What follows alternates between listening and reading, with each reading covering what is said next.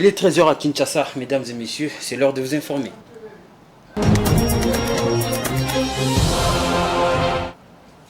Il s'est ouvert ce lundi 16 octobre les travaux de la 56e session des conseils des ministres de l'OADA. Le premier ministre Sama Lukonde a présidé la cérémonie d'ouverture de ces assises. Pour lui, tous les points qui font l'objet de ces travaux sont d'un intérêt vital pour la marche optimale de l'organisation afin de faire face aux défis de l'heure. Suivez le premier ministre congolais. Mesdames et messieurs les ministres, votre séjour à Kinshasa, pour la 3e fois consécutive, en l'espace de 8 mois, est la traduction de votre ferme volonté d'accomplir notre vision partagée d'unification du droit des affaires afin de renforcer l'harmonisation de nos cadres juridiques, de favoriser le commerce intra-africain et encourager les investissements sur notre continent en vue d'attirer des capitaux frais pour la croissance de nos jeunes. Au fil des années, l'OADA a contribué de manière significative à l'amélioration du climat des affaires en Afrique en offrant un cadre juridique moderne, transparent et prévisible. Grâce à la Cour commune de justice et d'arbitrage, CCJA aussi, et au Centre d'arbitrage et de médiation, nous avons renforcé notre capacité à résoudre les litiges commerciaux de manière efficace, équitable et efficiente. Mesdames et messieurs, je viens de suivre personnellement l'agenda que va constituer vos travaux pour cette 56e session.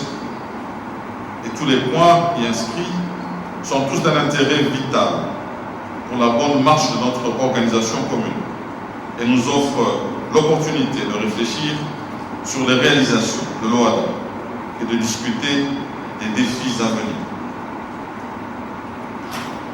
En tant que dirigeant, il est de notre responsabilité de veiller à ce que notre organisation continue d'évoluer pour répondre aux besoins changeants de nos économies et de nos citoyens, ainsi qu'aux défis liés à la mondialisation.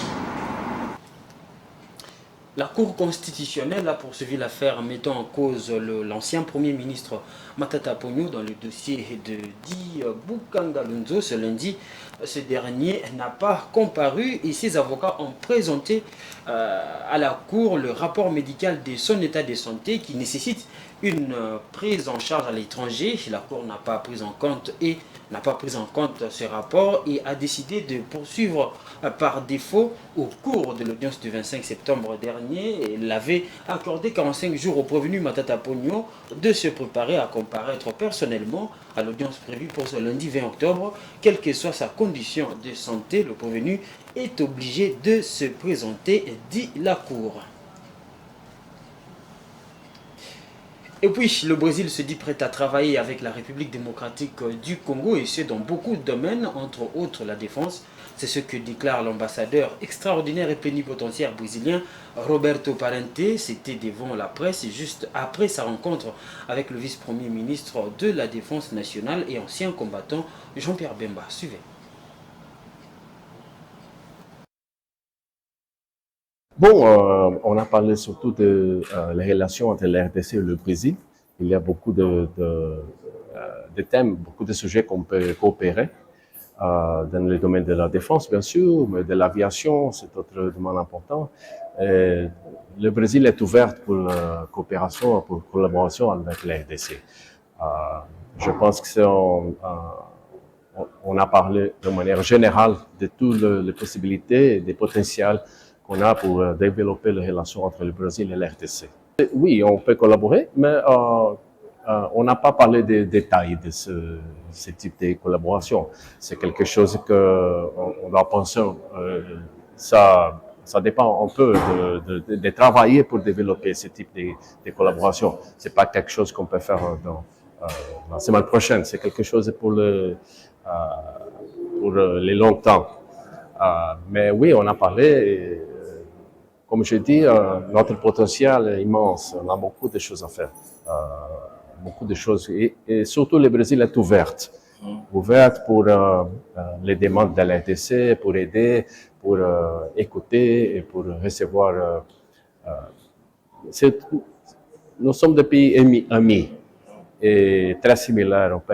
On peut collaborer beaucoup, je suis sûr. Et puis au-delà de nos frontières, sachez qu'en 2023, le nombre d'emplois dans les énergies renouvelables en Afrique a légèrement diminué de 0,6%, passant de 322 000 à 320 000. Cette baisse s'explique par le manque de production locale d'équipements liés aux énergies renouvelables. Cependant, le Kenya et le Nigeria prévoient une augmentation des emplois indirects dans ce secteur. Les investissements dans les énergies renouvelables ont augmenté de 44% en 5 ans pour atteindre 13 milliards de dollars américains en 2021 et la capacité installée d'énergie renouvelable en Afrique a augmenté de 18% pour atteindre 63 034 MW en 2022. Le nombre d'emplois dans le domaine des énergies renouvelables est en baisse en 2023 sur le continent africain. L'Afrique représente 2,3% des emplois mondiaux dans le domaine des énergies propres. La réduction des emplois dans ce secteur s'est évaluée à 0,6%, passant de 322 000 à 320 000, selon des données de l'Organisation internationale du travail, l'OIT. Des experts justifient cette baisse par le fait que l'Afrique ne produise pas d'équipements liés aux énergies renouvelables comme les panneaux solaires, les éoliennes ou les turbines hydrauliques, induisant ainsi une limitation des emplois directs dans ce segment. Nous importons les consommables des pays comme la Chine et la Chine ne fait pas le transfert de technologies à l'Afrique afin que nous puissions produire dans des usines basées en Afrique parce que la Chine veut créer des emplois en Chine. Ce qui est tout à fait normal.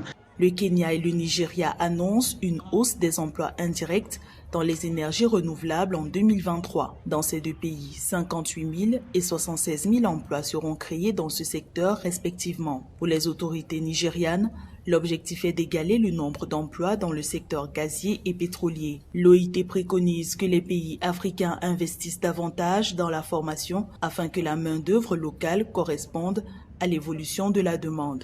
Pour l'Afrique, représente 0,1% de tous les brevets dans le monde entier, ce qui est très peu. Voilà, donc la clé, c'est la recherche et le développement, la formation, oui, mais associée surtout à la recherche et le développement. Les investissements dans les énergies renouvelables ont augmenté de 44% en 5 ans pour atteindre 13 milliards de dollars en 2021 sur le continent, tandis que la capacité installée d'énergie renouvelable en Afrique a augmenté de 18%, s'établissant à 63 034 MW en 2022. Voilà, nous sommes arrivés à la fin de ce bulletin d'information et merci à vous de l'avoir suivi. Plus d'informations à 19 h avec la grande édition sur Géopolis Télévision.